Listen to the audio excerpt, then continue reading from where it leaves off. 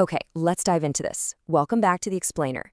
Today, we're looking super closely at Chapter 20 of our source material, which is appropriately titled The Grand Finale. If you've been following along with all the cool theatrical concepts we've explored so far, well, this is exactly the moment you've been waiting for.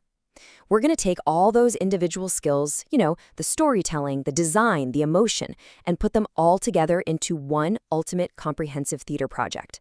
I am absolutely thrilled to be your guides through this roadmap, basically turning everything you've learned into a living, breathing performance. So, here is our director's checklist. We're going to start with the grand finale project, move right into writing an emotional script, and then cover costumes and stage design.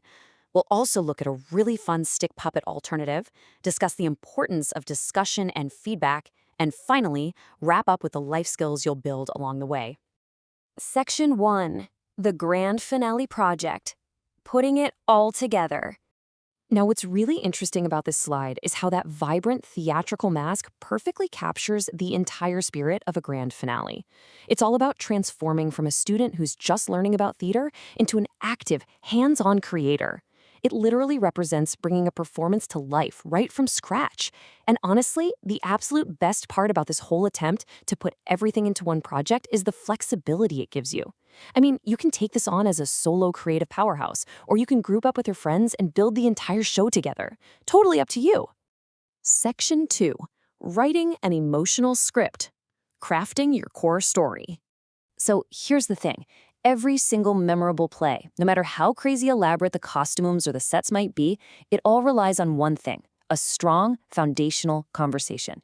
You absolutely need a core story. And the formula for this? It's incredibly simple.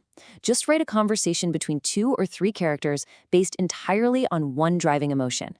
Just make sure the dialogue mostly centers around that one specific feeling you've chosen. Let's break this down into 3 super easy steps. First up, pick an emotion.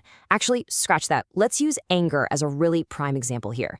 Second, select your characters. And third, just write the dialogue. So if your chosen emotion is anger, your main character could be, extremely short-tempered. Or maybe you have 2 friends discussing how someone else's anger is just causing a ton of problems. Just by choosing that single emotion, you instantly inject dramatic conflict into your scene. And that right there is exactly what keeps an audience hooked. And this brilliantly illustrates how to structure that emotional dialogue. Just hop on the BME train, beginning, middle, and end. Just like train cars link together to keep moving forward, your story needs a clear beginning to introduce the characters and the emotion, a middle where the conflict really peaks, and an end where the resolution happens. It's just a beautifully simple way to make sure your narrative stays on track. Section 3. Costumes and stage design. Bringing your world to life. Okay, so you have your script, you have your emotion. Now you, yes, you as the director, get to decide exactly what this world is going to look like. Notice how these design sketches use specific cuts of a dress or even just the color of a shirt to add some incredible depth to the characters. I mean, think about it. A short-tempered character might wear bold, fiery colors, right?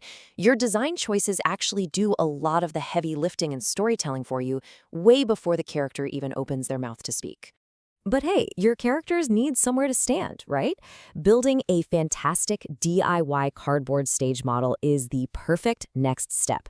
The text basically suggests using a cardboard model, exactly like a diorama, to plan out your set and your props. By building this cool little miniature version first, you can easily figure out, where a table should go or what exact color the backdrop should be.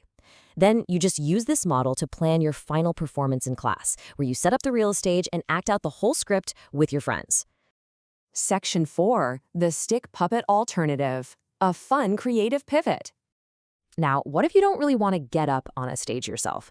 Well, the source text explicitly gives you this awesome, simple trick to switch mediums if you decide you don't want to physically perform the play. Live action is great and all, but puppetry is just as valid. I want to assure you, as the director of your very own finale, there is absolutely no wrong way to do this project. Having this little safety net allows you to focus purely on the storytelling, especially if stage fright is a bit of a concern for you. And the method? It's honestly incredibly ingenious. Just look at this charming little rabbit. All you do is cut out the outline of your costume design drawing and paste a stick right on the back.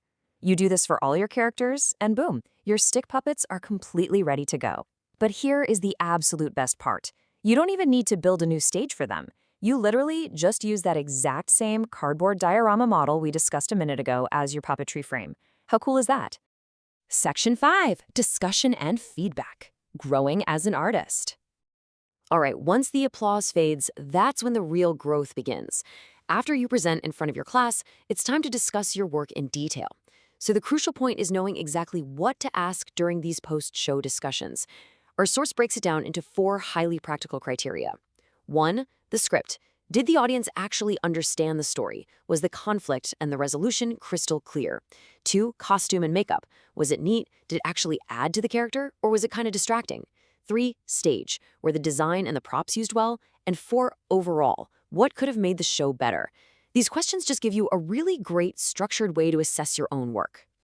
Now, when you ask these questions, you are definitely going to get some mixed answers. The text advises us to take both positive and negative feedback with the exact same mindset. Honestly, negative feedback is completely standard in the arts. It's highly valuable because it's literally the only thing that'll help you do better next time, ensuring you don't just repeat the same mistakes over and over. So embrace it. It's just data you can use to make your next project even more amazing. Section 6, life skills through theater, beyond the stage. We're zooming out a bit now. We're moving from the micro elements, like cardboard sets and writing dialogue, to the macro impact of what you've actually accomplished here. Our source reference is a stanza from the Natya Shastra, which states that theater isn't just about learning the performing arts, it actively builds crucial life skills you're going to need in the future.